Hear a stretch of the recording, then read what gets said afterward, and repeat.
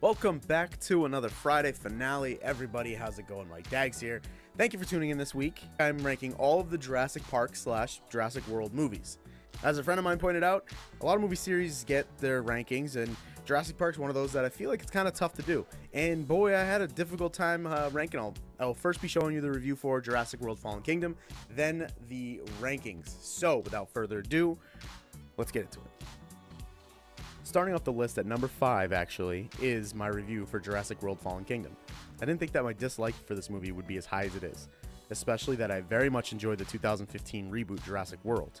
I like Chris Pratt, I like dinosaurs, and while my personal jury is still out for Bryce Dallas Howard, no, seriously, sometimes I believe she's very pretty, then other times she kind of looks like an alien. Can anyone else help me out with this? What do you think about her? Either way you look at it, something about this movie just doesn't work. The formula of an evil company trying to steal the dinosaurs to sell them to the highest bidder is so played out in this franchise that it's laughable. It's like they take all the parts that made the first movies great, toss them out, and stuck with the parts that we didn't care about. Is it too much to ask for raptors and T-Rex chasing people? We don't want these super dinos that have dumbed down names. We also don't want plucky characters that have zero to do with the plot.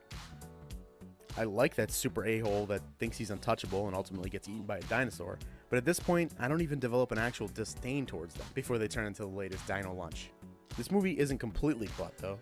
Chris Pratt is a gem here. Funny lines and some great action set pieces kept me thoroughly vested. And the pet relationship between him and the raptor Blue was a great dynamic.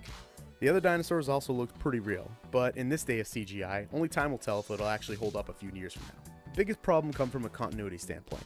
The idea that the government is monitoring this island volcano that's about to erupt and chooses not to intervene to save the dinosaurs, but then has a corporation sneak in and steal the dinos is preposterous. I mean, these things killed literally dozens of people not 3 years ago. They also costed, they said, $800 million in lawsuits. I mean, I'm pretty sure that if this happened, that island would be monitored by every government in the world. That place would be on the US and the UN's constant 24/7, 365 monitoring list. I mean, you wouldn't even be able to look at that place on Google Earth without them knowing that you're looking. So not only did it fail to set up a realistic setting, it moved very, very slowly. It seems like a long movie, which when you're disconnected from it, it's not a good thing.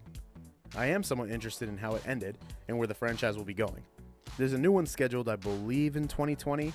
And the ending, which I won't go into because it's obvious spoilers, seems like it's going to change the formulas of past ones.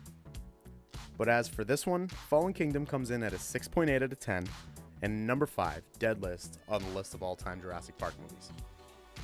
Number 4. This is the first movie that felt some serious franchise fatigue, and also a phoned-in performance by the main stars. Alan Grant comes back to the series, but felt bland.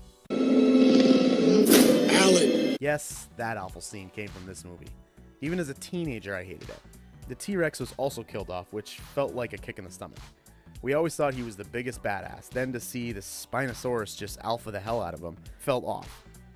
The opening boat sequence was still good, and the raptors were still terrifying and awesome. And the jingle that kept playing in the dino's stomach every time he was slightly off screen was a pretty cool, funny / scary moment. But the terrible botched ending that came out of nowhere and left a bad taste with everybody who was a fan of the series was truly the end to the downward spiral of the height of the movies getting worse with each sequel.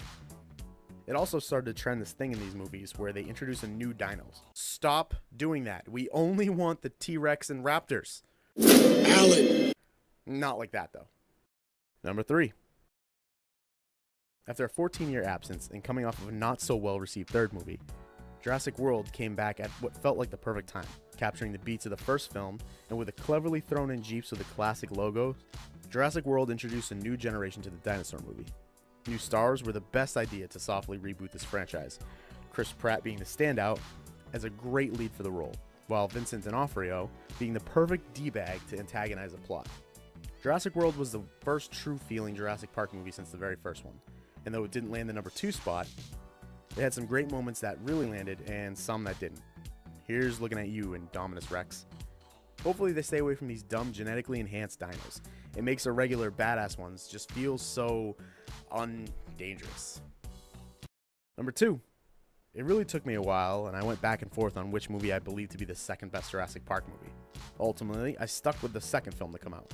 Jeff Goldblum is one of my favorite actors to watch just do his thing, but having him play the lead role here was kind of weird. The story changes here appear weird, but it's based from a book that was written for content specifically for a sequel to a movie that came out after the first book was written. Look, basically Michael Crichton wrote Jurassic Park, then Steven Spielberg adapted it to a movie, but then kind of botched how he took things from the book, so he asked Crichton to write a sequel to the book that he could use content for the second movie, Lost World. But he also simultaneously ignored some of the things from the book.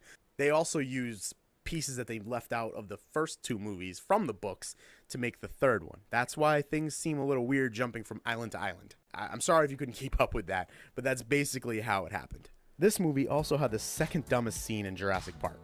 But I cannot deny that the raptor in the tall grass chase scene was pure gold. The San Diego T-Rex chase scene was semi-campy, but it was still a more cohesive story than the later entries. And number 1. Coming in at the obvious number 1 spot is the movie that kicked it all off. Spielberg revolutionized filmmaking and realism with his 1993 epic that still can hold up today.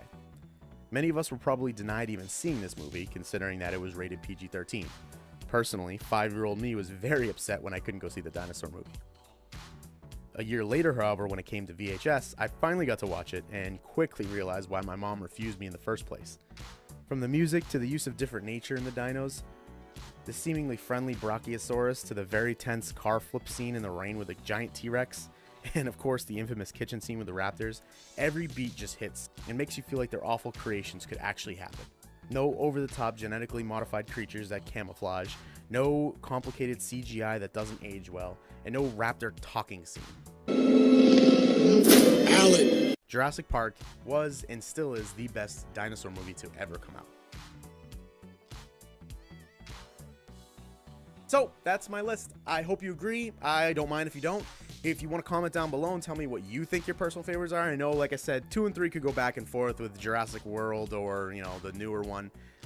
Thinking back and doing the write-up for these films, I actually have come to a realization that these aren't actually good movies at all. They're all kind of just crap. I guess, when you were younger they were cool because dinosaurs eating people is just awesome. Which is sad because I used to think that this was one of my favorite franchises of all time. But like I said, going back and thinking about these movies, I'm like, you know what? There's not a lot that is really good about them. Obviously, with the first one being the exception. I could always watch that movie. And I don't know. I don't know if it's something about being a kid and seeing a first dinosaur movie. So like I said, those are my thoughts and opinions and ranking on this. I'm going to be doing these for a lot more series because it's kind of fun. I like to break them all down and I like to rethink these movies. I didn't really have time to go back and watch them all because that would have taken too long, and I just came up with this idea a couple days ago. But future ones are going to include Rocky. Maddie's going to help me out with the Halloween franchise. I'm going to do a Star Wars one because I got to do a Star Wars one. And if there's any other movie franchises that have more than like 3 movies that you'd like me to rank and put my opinions and thoughts into, leave the comment down below and I'll happily give you a shout out to it. Thank you guys. Enjoy the weekend. I'm glad you tuned in. I will see you next week. Peace. Bye. Don't get eaten by dinosaurs.